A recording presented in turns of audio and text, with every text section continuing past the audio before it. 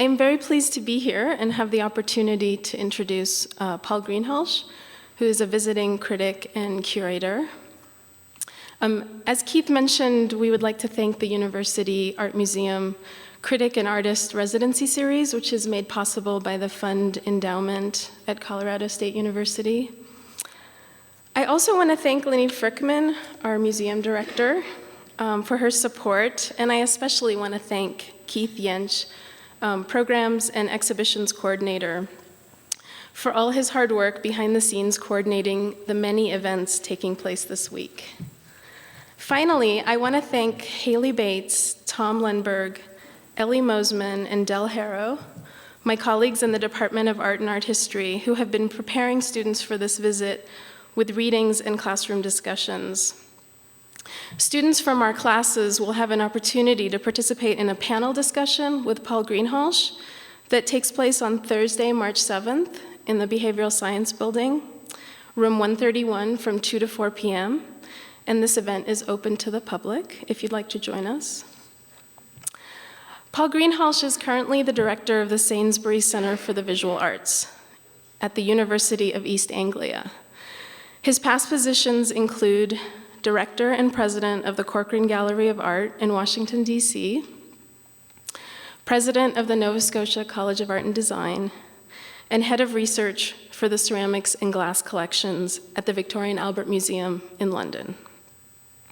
He has published numerous books and articles on a wide range of topics, including The Persistence of Craft, Applied Arts Now, The Modern Ideal, The Rise and Collapse of Idealism in the Visual Arts from the Enlightenment to Postmodernism, and Fair World, A History of World's Fairs and Exhibitions. In addition to his scholarly work and administrative positions, Paul Greenhalgh has been curating exhibitions for the past 20 years. He has just curated an exhibition on the theme of Art Nouveau and symbolism in the applied and decorative arts, scheduled to open in Paris in April. I first met Paul Greenhalgh and became familiar with his work when I was in graduate school at Alfred University in 2001. As someone whose primary practice is pottery, I felt immediately and profoundly connected to the history of the 20th century. Here was a scholar who spoke of modernity and modern movements in positivist and inclusive terms. Since that time, I have continued to read and reread Paul Greenhalgh's work and to share his writing with my students. Each time I revisit the work, I find myself reflecting on my own studio practice, the role and relevance of studio pottery, and the concept and content of craft and skill in the world today. The breadth and depth of Paul Greenhalgh's research and professional activity is remarkable. But just as remarkable is his genuine passion and enthusiasm for his projects, and his interest in moving us all forward, all the while creating a more complete past and present. Please join me in welcoming Paul Greenhalgh. Hi, everybody. Just before I start today, just to let you know that it's midnight in the UK. So I could well be asleep before the rest of you, which will be a first in the history of lecturing. What I'm going to talk to you about today is a topic I feel extremely passionate about and was subject to my first book many, many years ago and is also my latest book. And it seems to me that the moment has come for World's Fairs again. And so I thought that I would show you some beautiful images. That, for example, is Buffalo, believe it or not. And those of you who've been to Buffalo, I'd been to Buffalo. Buffalo never got better than that. That was 1901, and it's been downhill ever since. But that's the Buffalo World's Fair. But it seems to me that what I want to do towards the end of the lecture is to raise the topic about the next World's Fair in the US, because it's been generations since there's been a proper one, decades and decades since there's been an official one, and it's about time there was another one. And we can talk about what that would be towards the end of the lecture. I think of all the events that have been staged in the modern age, say after 1750, the great World's Fairs or expos remain the most completely remarkable events. From 1851, when the very first one was staged in London, the World's Fairs grew in size and frequency and in regularity to the point at which we can only be amazed and baffled at the incredible scale, expense and influence that they enjoyed in their heyday. By 1900, the World's Fairs were the biggest gatherings in war or peace of all time, and they remain the biggest gatherings of all time to this present day. During the course of the 20th century, very conservatively, over 1 billion people attended a World's Fair, which absolutely dwarfs the attendance of all the museums in the gallery in the world through the same period. Wars were postponed to stage World's Fairs. Some cities went bankrupt by staging World's Fairs, and some cities were completely invented by their World's Fairs.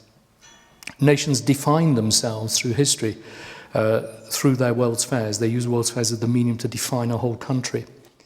Every World's Fair finished after a run of 6 months. So these giant things were put up and then they were demolished.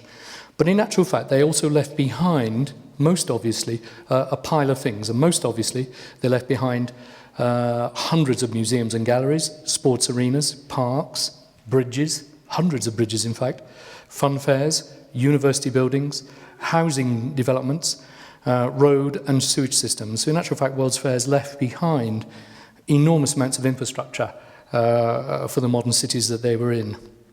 I think they did more than that, though, and it's something which we can talk about towards the end. What I think they also did was they contributed enormously to what I will call the collective urban psychology.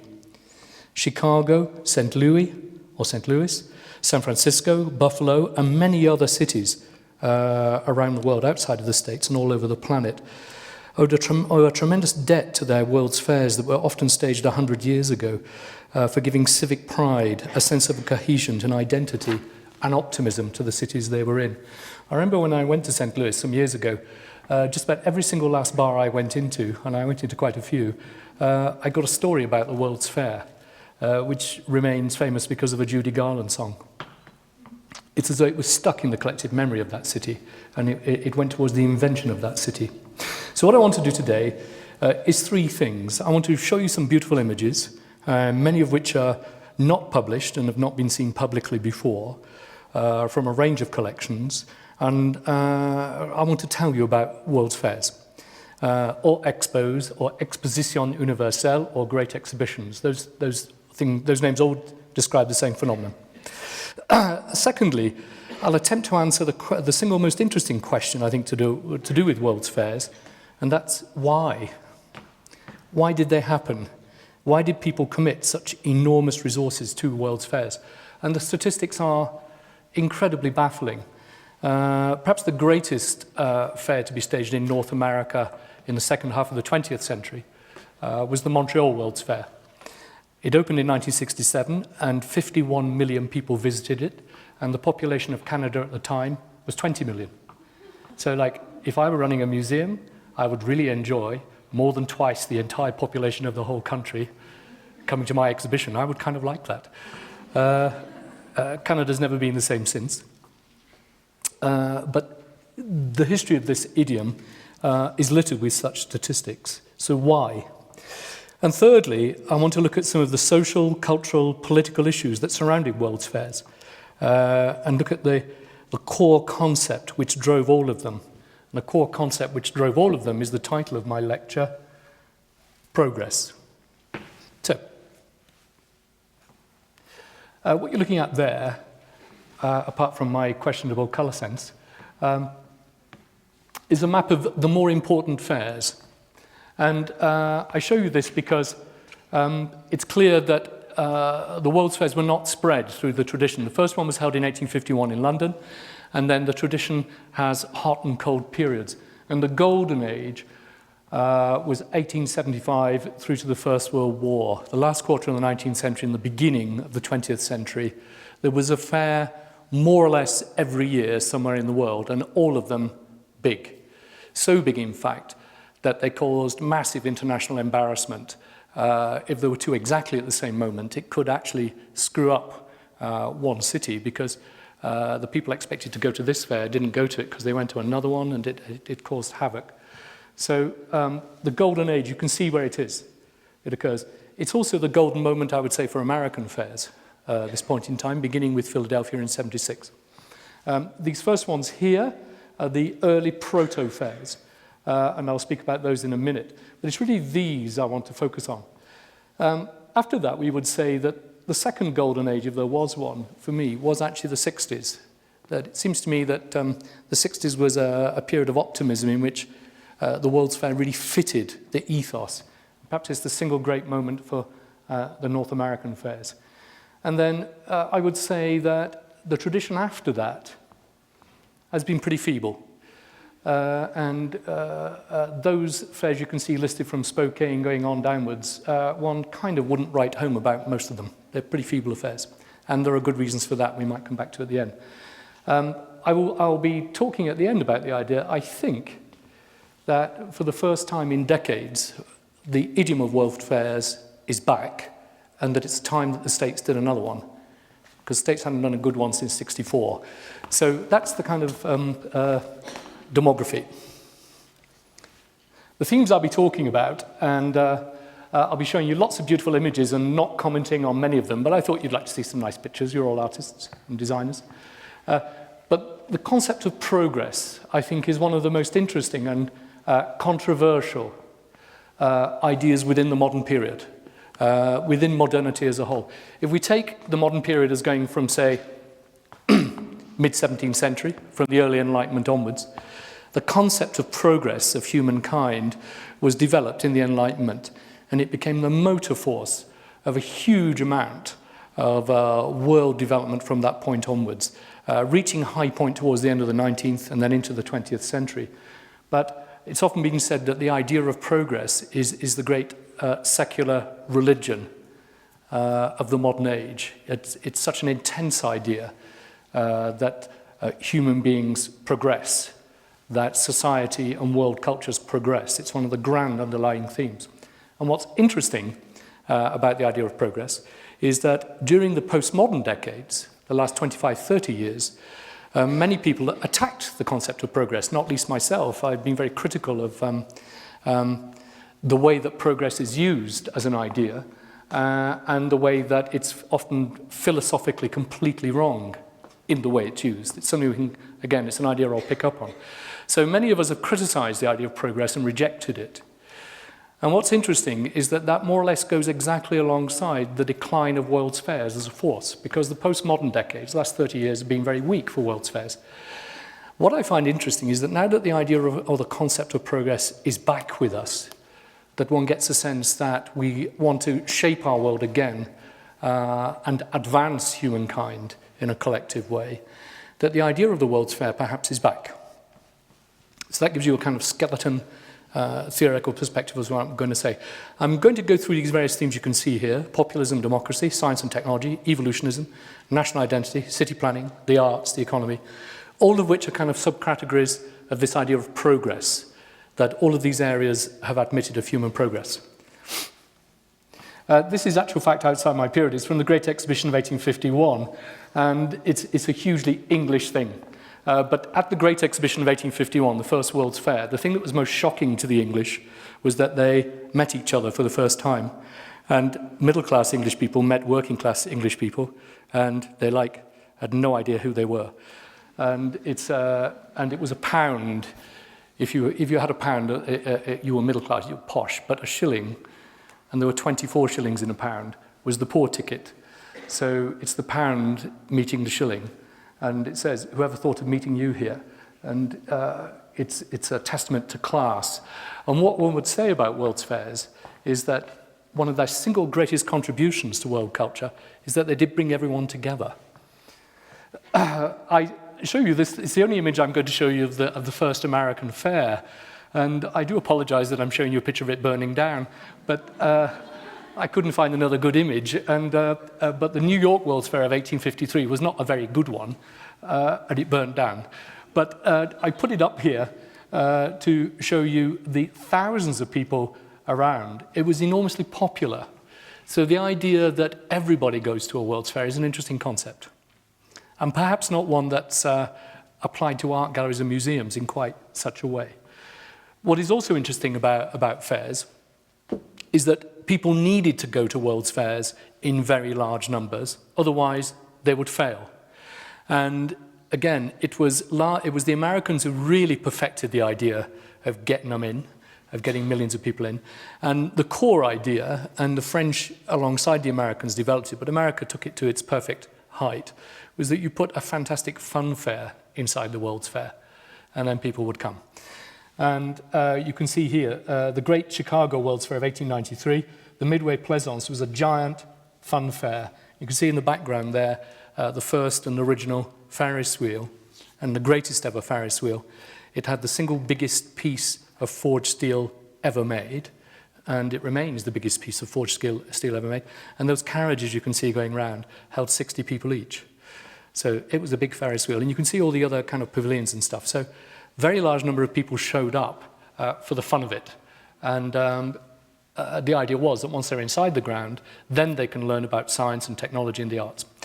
And the design of World's Fairs, from pretty early on, but absolutely from the last quarter of the 19th century, was hugely directed at pleasure.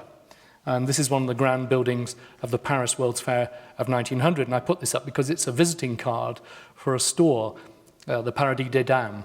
So all the big department stores had spaces in World's Fairs. So you would go there, you would look at stuff, you would go on rides, you would buy stuff, and you could spend literally days inside the fair doing all these things. I put this, and it's a theme I'll come back to, and it's a weird and extraordinary thing to think that's the centre of London. But they would also build entire villages in which the communities that the villages were from would live in the fair for the whole period, for the whole duration. And the English were hugely keen at this point in time in putting the Irish on display. And so in every great English World's Fair, you always have an Irish village full of people dancing around. And it is an idea I'll come back to because at one level it's very amusing looking at this, at another level it became a very sinister thing. But it was one of the great attractions of these events. And that's one of the grand entrances, the Porta Bene of the Paris World's Fair of 1900, arguably one of the greatest fairs. If you're going to say which was the greatest, it would be this one, or perhaps Chicago, perhaps Montreal, but certainly one of the best 4 or 5. And as you can see, it's not exactly a shy entrance. It's not a kind of withdrawn, quiet, subtle invitation to go in. World's Fairs were about the loudest things on the planet. What is also hugely lovely with this idea of popularity is that places that look like kind of paradise were developed by the end of the century. And this is the beautiful shot from San Diego in 1915. And I haven't actually been to San Diego. I don't know if these buildings still exist, but these extraordinary buildings were erected in the middle of San Diego. And people just languish there in glory. The World's Fairs could also be very naughty. And I find it hilarious that the police had to kind of look after the Great Exhibition of 1851 in London to stop people setting up all kinds of naughty activities and stopping them getting close. And in the Paris World's Fair of 1900, they had this huge display called A Street in Cairo, where they had all these kind of shops from Egypt and everything. And 6 weeks into the fair, the police had to close down a brothel, which I thought, hugely realistic. And, enormously popular, and people flooding there to see Egyptian culture. So, but there were huge amounts of naughtiness right through the entire tradition, and you're looking here at dancing girls from 1889, 1900.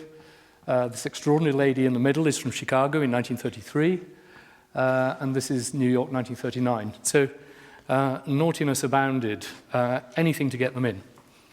The next big thing to do with progress, and I think it's the one that we tend to think of World's Fairs, was science and technology. This is the Century of Progress exposition from Chicago in 1933, and this fair was held over till 1934. Essentially, the whole central core of the beautiful riverfront there in Chicago is a result of 2 World's Fairs, 1893 and 1933. And a lot of the buildings are still there. And the 1933 one, I think, is interesting because it really did embrace international-style modernism. Many of the other fairs in this period were very Art Deco-y. This one had quite a lot of Deco-y feel to it, but it was also international-style modern as well. Very intense, very progressive, and extraordinarily beautiful. And an important fair that's not really had a huge amount of work done on it. But you can see that they use the word progress to actually name their fair. Progress. And again, we tend to not realize that this was a kind of odd concept for many people. It's clearly, at one level, anti-religious concept, because it's to do with material progress. It's to do with embracing evolution. It's to do with the idea that it's human beings who transform the planet. It's to do with the idea that humanity and humankind has a direction on its own. It's a secular concept, and not uncontroversial because of that. And for many people, progress was the very meaning of life and the meaning of culture.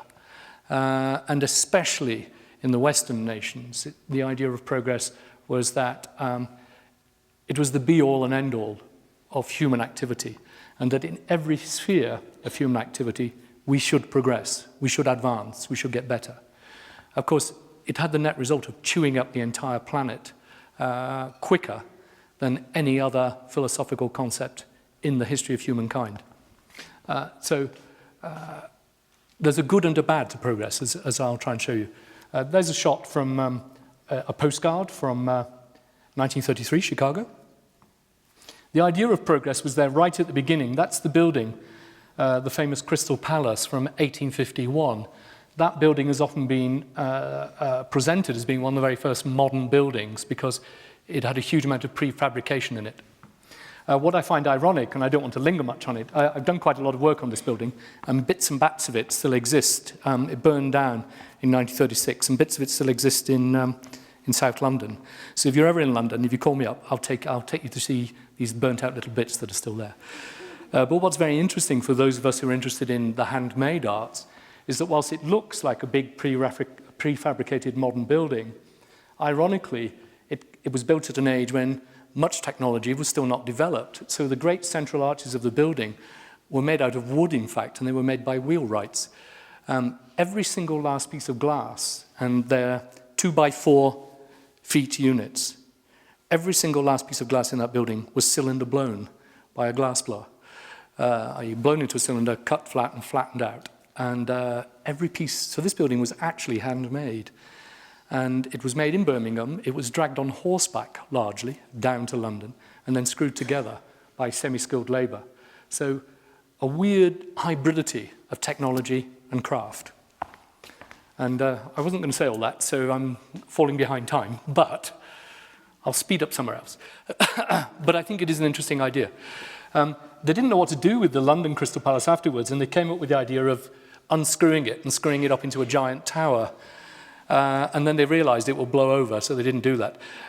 On the other side, you're looking at a remarkable thing from the Paris World's Fair of 1900.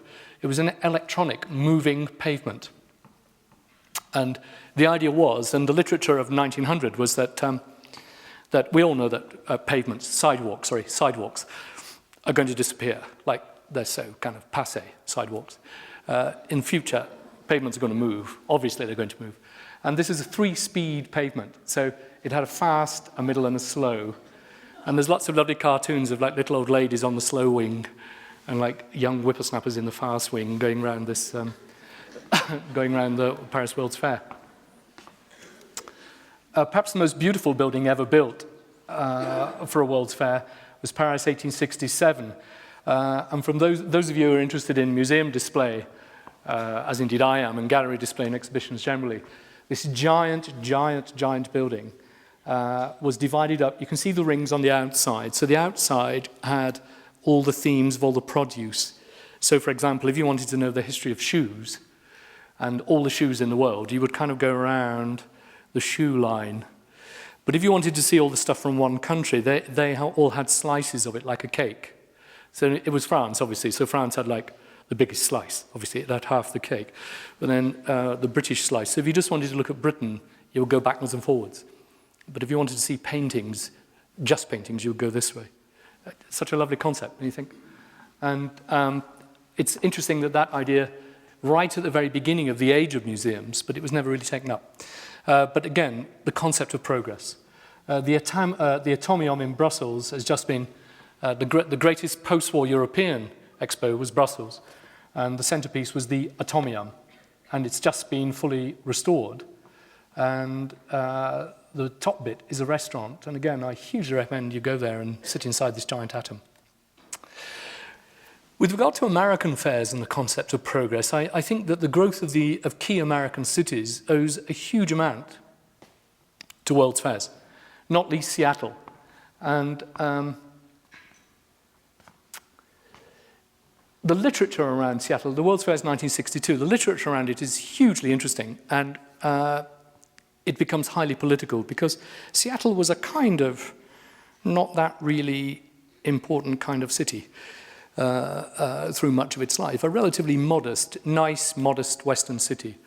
But it had ambitions to grow, and it decided it wanted to do a World's Fair, and everyone thought, okay. But it had international recognition, but the rest of America didn't really take much notice. But a couple of years before the fair opened, Sputnik was launched, and the technological Cold War began in earnest. And the paranoia around the Western world that the Soviets were capable of putting things into space and that they were actually winning the war of technology frightened everyone to death. And the federal government put a fortune into the Seattle World's Fair to show that America was indeed in front in the great technological race. So World's Fairs through the 60s became massively used in Cold War politics wherever they were held. The Soviets would put up enormous, huge pavilions and develop enormous technologies, and the Americans and the British, French, Germans, we would all do the same. And it became this technology lifestyle fest. And the big idea was to show that life in the West was better, or life in the East was better, and that technology in the West was better, or that technology in the East was better. So the Space Needle, built for this World's Fair, was like a symbol of progress and advance, and hugely interesting because of that. So the big theme through these 60s fairs was Cold War aggression. So it was a Cold War. So no hot war, but plenty of cold aggression. And the World's Fairs were used to play heavily on that. And the great American fairs, I would say, put up some extraordinary structures that you'd be hard-pushed to tell that they were actually buildings at all. And wonderful, dramatic things, from the great New York World's Fair of '39 and the second New York World's Fair of '64. Some of the most beautifully bizarre buildings one could humanly imagine went up. One would say also, technologically, that some things weren't just completely crackers. You know, sometimes you watch those old episodes of Star Trek and you think, this is bonkers. But sometimes when they kind of get their cell phones out and when they say, beam me up, Scotty, you kind of realize that that's where the cell phone comes from. It's a shame, I think, that we're not all wearing those Lycra jumpsuits. You know, I don't know why that didn't catch on, do you? But this is the IBM building, and this is 1964. Now, this is way before, you know, the computer age proper, and the New York World's Fair, and it's built by the great Eames. So sometimes they got it superbly right, that they guessed what the future was going to be, and they got it right. But sometimes they got it completely crackers and wrong, like, I mean, we'd all want one of these little things to go around underwater in, wouldn't we? It would be a delight. But whoever thought of that, I think, had a very short design career. Maybe the greatest American pavilion that was ever sent to another country was the great Buckminster Fuller dome that went to the World's Fair in Montreal in '67. It had a fantastic superlative exhibition of American abstract expressionism in it, and rather beautifully and ironically, way better than was in the '64 New York World's Fair, where they kind of shied away from it and didn't really do it properly. They really went to town on abstract expressionism in this building, inside this fantastic dome, which still exists. It's the Biosphere, and you can go to Montreal and see it, and it's, I think, a hugely interesting moment for American international culture. And you get all kinds of weird buildings. Perhaps the last great one is not actually 60s, it's 1970, but the Japanese in Osaka did a spectacular fair full of extraordinary shaped buildings, and I think there's a good logic to making a building that's actually a giant hairdryer. And I'm sure they knew what they were doing at the time. But there it is.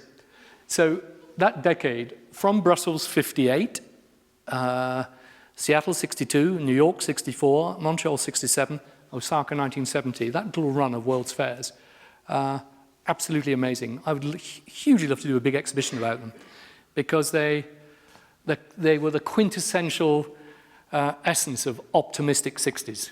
They were 60s at its good side. It's not the 60s of Vietnam, not the 60s of desperate social political strife. It's the 60s that's dreaming about the future. There's something naive and beautiful and optimistic about these fairs, which I think is truly wonderful and is a lesson for us all. That's the Osaka site you're looking at there. That lovely, funny, spiky building is actually the British Columbia Pavilion from Canada, and who knows what they were up to up there, but there it is. In terms also, one would also talk, a concept I'm hugely interested in, and Sanam mentioned one of my books about idealism. I'm hugely interested in utopia and utopianism. And as we know, at one level, utopia, whenever anyone's ever tried to do utopia, in every single last case, it led to genocide. We've never had a utopian society that didn't lead to genocide. But nevertheless, the concept, the idea of utopia, I think is very interesting. And utopia hangs around the World's Fairs in a really fascinating way. So this little top one here is Le Corbusier's Maison Citroën, which was put up in the Paris World's Fair of 1925. And it's about mass housing. It's stackable, and it's to do with improving housing conditions. At the same World's Fair, the Soviet Union, Melnikov's workers' housing on the far side there. But interestingly, in this little bottom corner here, a house for the working man built in 1851 in London at the Great Exhibition with the patronage of Prince Albert, the Prince of Wales. And weirdly, that little building was also meant to be stackable. It was unitized, and it was meant to be a solution. So in actual fact, right from the mid-19th century, the idea of workers' housing that can be put up easily and conveniently ran through the World's Fairs, which I think is interesting. That funny little building still exists. It's in a park near Camberwell in South London. And every time I walk past it, I think, I wonder when the working classes of England will get to live in a house like that, because actually we're getting up there now. It's like nearly 200 years. But, you know, we have a royal family. You have to be patient in England. Things change very slowly. The Habitat, this extraordinary workers' housing that still exists in Montreal, and Mies van der Rohe's magnificent pavilion for the German contingency in Barcelona in 1929. So, utopianism. An idea which I think we shouldn't shy away from in progress, and is one of the darkest things about it, is when you tie it to evolutionary theory. And historians and theoreticians, we've excused Darwin himself from being overly or aggressively racist. But there's no doubt that the growth of World's Fairs in the last quarter of the 19th century ties exactly in with the rise of what we call social Darwinism, or scientific racism, or evolutionism, whereby an assumption was made that if you apply evolution theory to humankind, you can see around the planet that some people are more evolved than others. And obviously, the evolved peoples were in Europe and areas of North America. They were the Western, and they scientifically assessed that all the other ethnic communities of humankind were on lower rungs down the ladder, that their evolution had been slower. And of course, what that says is, it means that we can do kind of what we like to them, because we'll help them to progress. And of course, the British were the best at this. We helped everybody to progress by borrowing their countries, you know, for a few hundred years, and taking all their stuff, and promising to give it back at some point, but like not quite yet. And we taught them how to speak English so that they didn't speak their own languages, so hugely useful. So the notion of progress reached its darkest moment, of course, in the 20th century. And Hitler and the National Socialists and very wide-ranging cultures in the modern period bought into evolutionism and scientific racism. But let's not forget that so did the Marxists. Marx felt the concept was scientifically correct and that indeed humankind evolved. Now, we know that this is absurdly nonsensical. It has no basis in science. It's entirely pseudo-sociology. It's a lie, but it allowed sculptures like this to be presented at the San Francisco World's Fair of 1915, the end of the trail. Like, what a shame that the Native American populations, we've effectively wiped out their cultures. What a shame, because it's progress. It's just a tragedy. It's not something we did. It's progress did it. And this very famous image says a lot, I think. The World's Fairs became the great vehicles for showing off peoples. So I showed you the image of the Irish girls at the start, but they were known as primitive villages. And the normal pattern was to take a community and transport it to the World's Fair and give them materials to build their buildings. And they built their buildings, and they would live there for 6 months.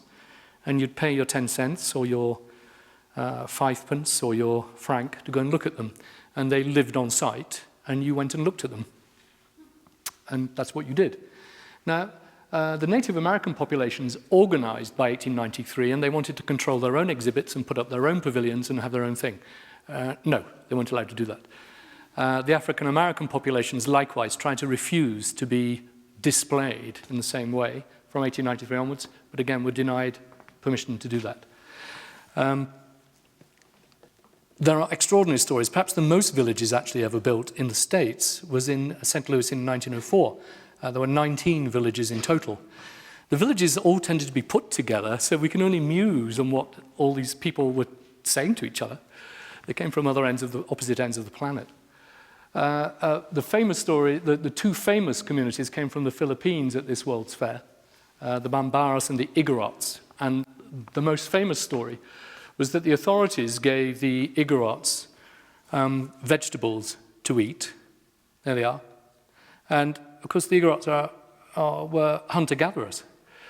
And about halfway through the fair, they noticed that they were actually roasting meat on spits, and they wondered where it come from because they hadn't given them any meat. Anyway, they were paying young boys from the community, from the local communities in St. Louis, to capture usually dogs for them, and they paid them, and they got their meat supply courtesy of the young lads from the local communities in St. Louis doing it for them. So it became a weird, bizarre, odd story about collaboration between kids who wanted money for their sweets, for candy, and these people who ate meat normally and were sitting there trying to work out how to stay alive for 6 months in these weird places.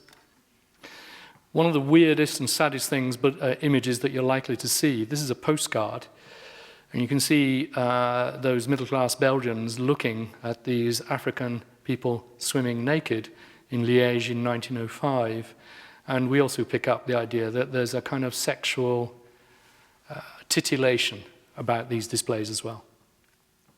You can see at the base of the Eiffel Tower there, where that photo was taken from, you would have been stood in the middle of the African villages, but you can see these other North African buildings and so forth around the base of the Eiffel Tower, and you pick up how these things felt.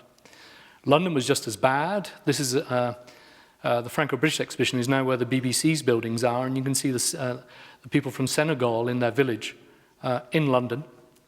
There was a typhoid breakout actually at this fair, and I don't know if you've been to London, but it's not the warmest city in the world. And there was tremendous ill health and scandal around this particular village. The English are very fond of putting the Indians on display. A culture enormously older than British culture, but nevertheless a client nation of the British Empire, and would usually be displayed in this way. And from 1900, again, the Indians objected to being displayed, but to no avail.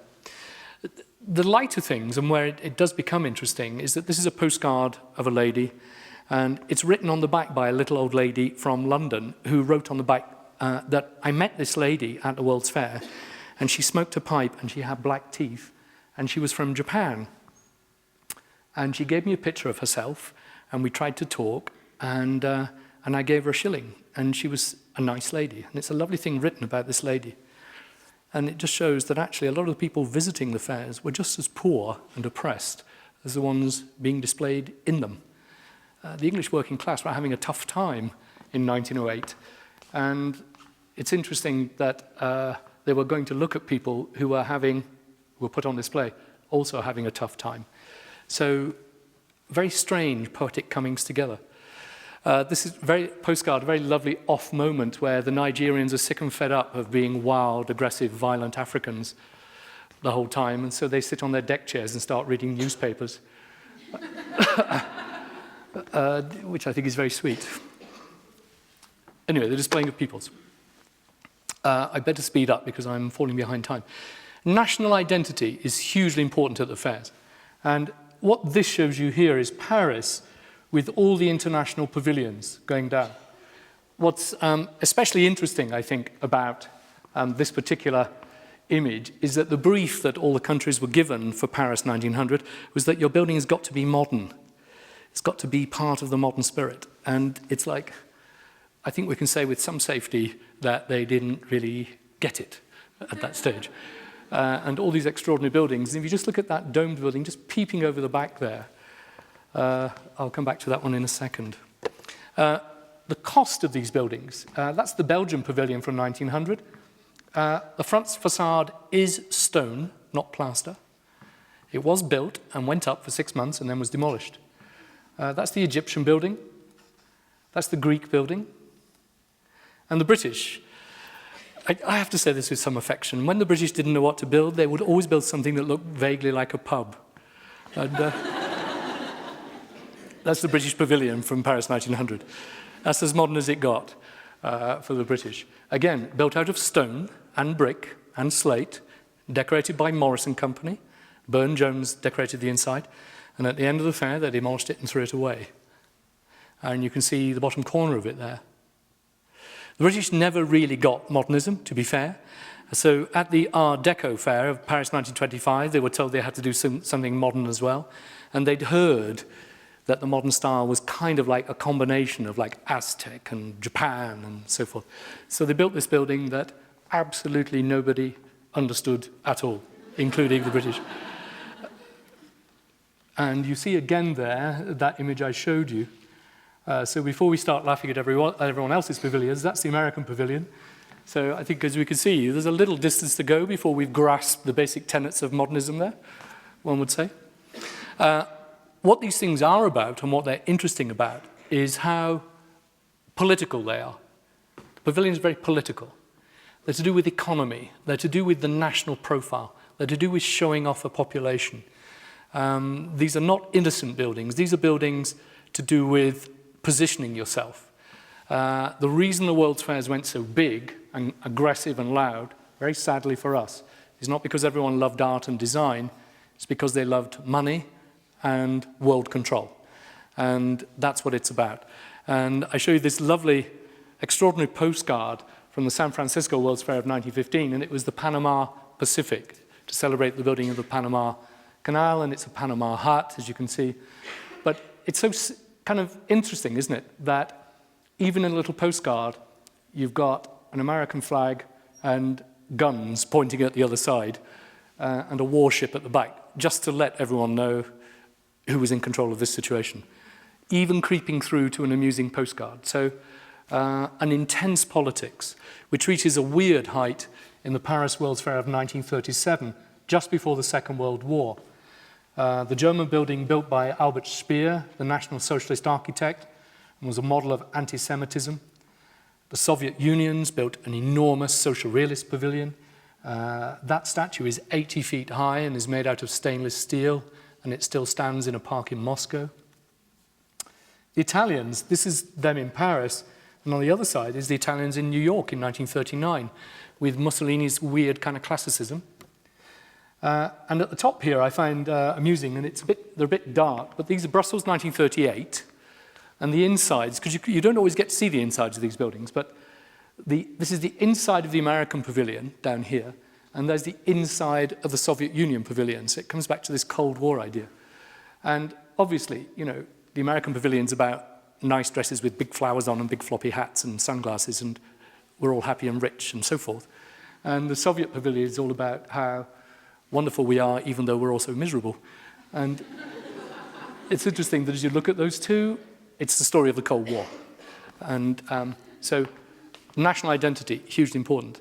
And you're looking there, again, at the magnificent American pavilion in Montreal, and it's looking at the Soviet Union pavilion. So this is the story of the Cold War in buildings. Right, I'm going to rapidly speed along because I'm losing time here. I promise not to talk about any more images. Yes, that's a good idea. I'll just show you the pictures, shall I? City planning, enormously important for World's Fairs. Idealizing the city. And perhaps one of the great ones, this is the Chicago White City from 1893. Many of you might have read that novel, The Ghost, is it Murder in the White City? The Ghost in the White City? The Devil in the White City. And this is the White City. We can talk at the end about how they built these buildings, because the actual technologies are quite interesting. Buffalo, again. Isn't that amazing that they would do that in Buffalo? Seattle, 1962, city planning a central idea. This is a giant model of a city built in New York, 64. Shanghai, 2010. Shanghai World's Fair of 2010, 73 million visitors, and you can see the whole central core of a big Shanghai district re-planned for the World's Fair, and there's an image of it. The arts, so city planning, I won't linger on it, but hugely interesting. The arts were always vitally important for World's Fairs. It's almost as though the arts were part of the CV of a World's Fair. The World's Fairs were driven by economy, by progress, by human advance and so forth. But actually, it was always perceived that unless you had the very greatest of art there, it wasn't legitimate. So it's something we can all celebrate, I would say. And it begins the age of the museum. It's fair to say that exhibition design, galleries, and a lot of the early pioneer museum buildings were either copied from temporary buildings at World's Fairs, or they were built in World's Fairs and then left up afterwards. St. Louis is a good example. Chicago is a good example. Buildings which are still there that went up for the World's Fair. And you're looking here at the Palace of Fine Arts in Paris and the inside. And again, it beggars belief that you would put that up and knock it down after 6 months. It beggars belief, don't you think? Normally, the arts were divided into two sections. Contemporary, i.e. the art of the last 10 years, and then normally art or older art. It sometimes went right back, but usually it would be the art of the last 100 years. So it's usually last 100, last 10. And it all begins with London in 1851. There wasn't a huge amount of art in London in 1851, but a significant amount of decorative art. And you're looking here, Philadelphia, 1876, the huge fine arts palace, and two shots there of Chicago, of the Great White City. Louis Sullivan's building at the top, the transportation building, and then people looking down into the site. And there is what is now the Art Institute of Chicago. Interestingly, it wasn't actually the Fine Arts Palace in the fair. It had various other roles, but it became the Art Institute after the fair. There's the Grand Palais in Paris.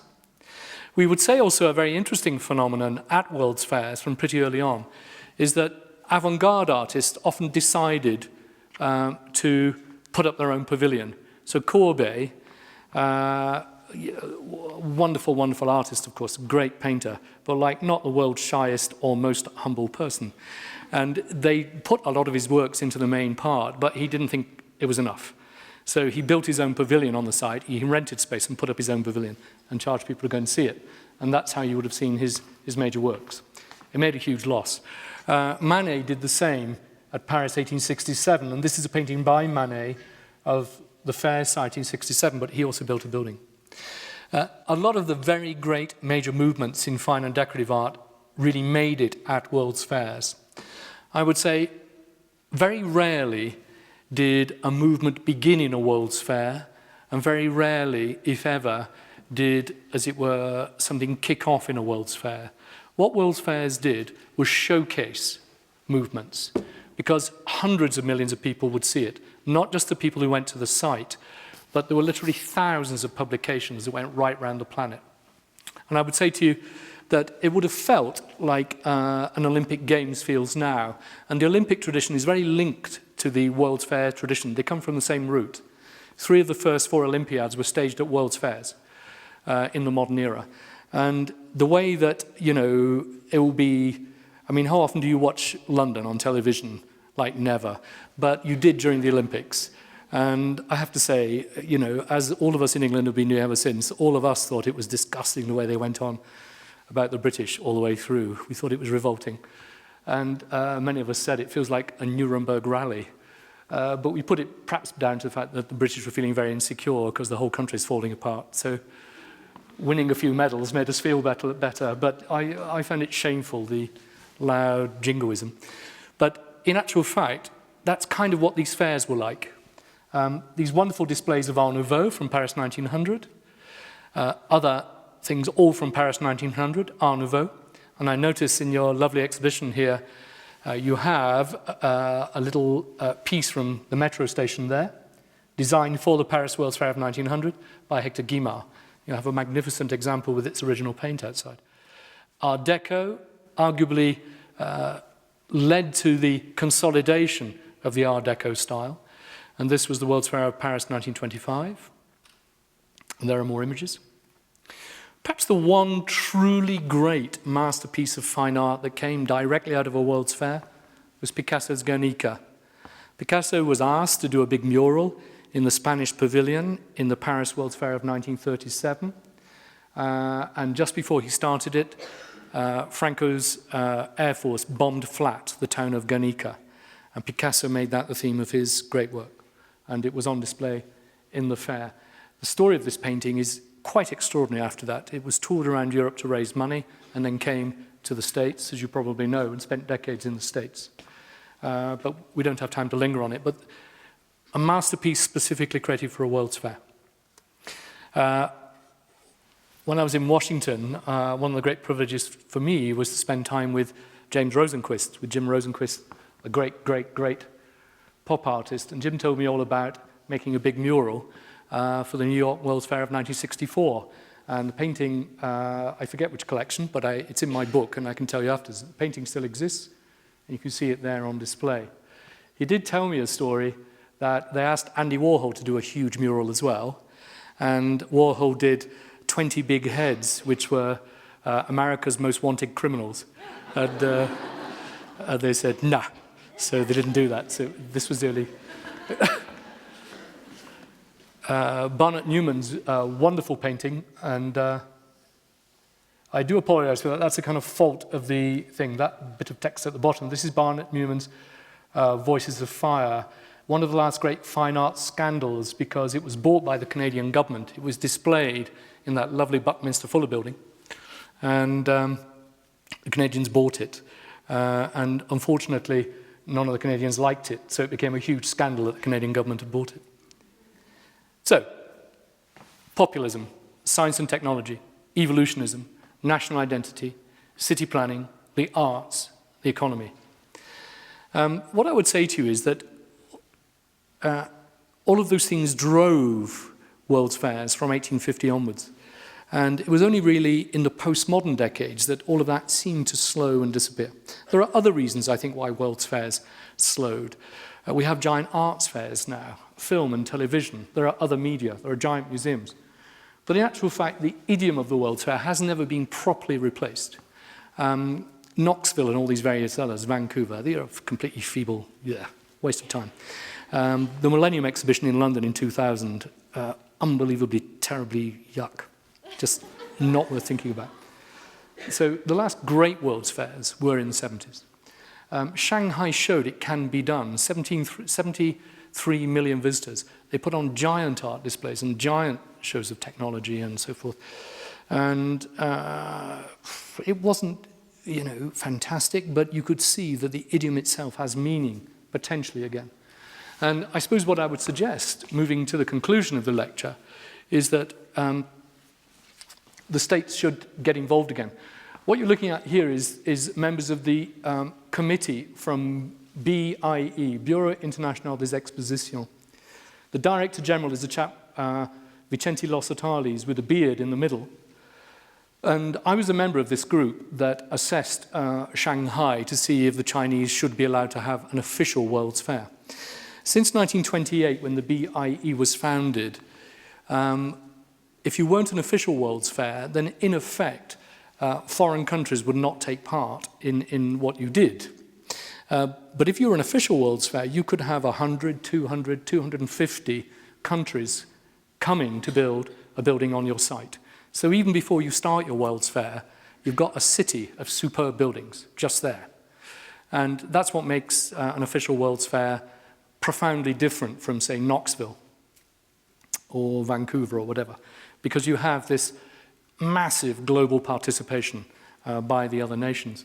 It's kind of like saying, you know, we could do our own Olympic Games, couldn't we? We could do it next week. Let's do the Olympic Games. Like, if nobody else does it, then, you know, it's not really a great Olympic Games, is it? It's only a great Olympic Games if all the others are there. And it's a bit like baseball, like all the rest of us, like World Series. Like, what's that about? It's only you and the Cubans, isn't it? And the Canadians. It's like not exactly world, to be honest. Not exactly World Cup like it's soccer. But that's another story. But the BIE, America dropped out of the BIE diplomatically. The first Bush administration fell out with it. First bad arguments were in '64 in New York, where they decided not to go along with BIE. It decimated the visitors to '64 in New York, only 27 million visitors. Montreal had 51 million. You know, like, Montreal is not New York, but they got 51 and New York got 27. So if you're not official, it don't work. And America has persisted in being outside BIE. Now, when I was in Washington, we spent a lot of time trying to persuade them back in. And in actual fact, when President Obama came to power, he asked Hillary Clinton to talk to BIE, and America sent a pavilion to Shanghai for the first time in generations. But it was done at the 11th hour. It was like feeble, and it was sponsored by Coca-Cola, which is all right, but it's like, it wasn't very good. And it didn't do for America what it should do. And it does seem to me that to stage an official World's Fair in America at this point in time would be a stupendous thing to do. And so I have talked, I lunched with Vicente Losatales in Paris and said, why don't we, there should be an American World's Fair, why don't we do that? And he said, we'd be delighted, but they've got to come to us. And the question then arises where you do it. And we talked about this last night in the pub. And it seems to me that if World's Fairs are going to be meaningful in the future and really do things for world peace, for new globalism, for the environment, for world transportation, for a genuine understanding of cultures, for a real pushing forward of a new idea of progress that is not a racially driven, obsessive, destructive notion of progress, but a progress in which all the world is fed, that world poverty disappears, that we all get to go to Mars for our holidays. We would love that, wouldn't we? And to reinvent the notion of progress for our times. What about universal employment? Eliminate unemployment. That would be a good one. So the idea of a World's Fair focused on something. And it did occur to me that the city that would be perfect for it would be Detroit. That would be a perfect World's Fair.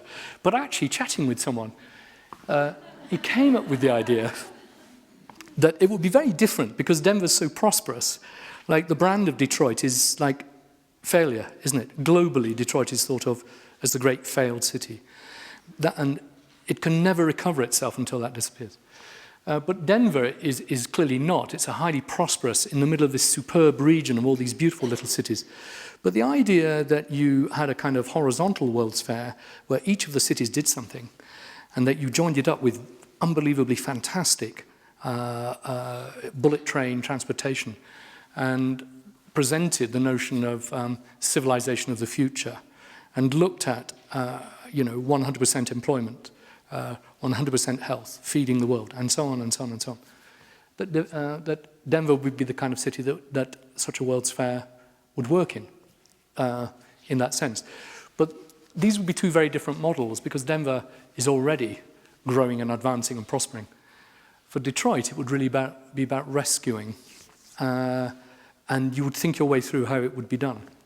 So you can see where I'm headed. It's the idea, and it's an interesting puzzle for all of us. And I should be putting to a close just now, but these are some of the pavilions which were in Shanghai. I don't show you the American one because it'll only upset you. The British one was this huge hairy hedgehog, which was, it was long optical things, and the end was a lens. There was a seed. It's called the Seed Cathedral, and it was all the seeds of all the plants that grow in Britain in these little things at the end of these optical things. And when you went inside, all the seeds were projected on the walls.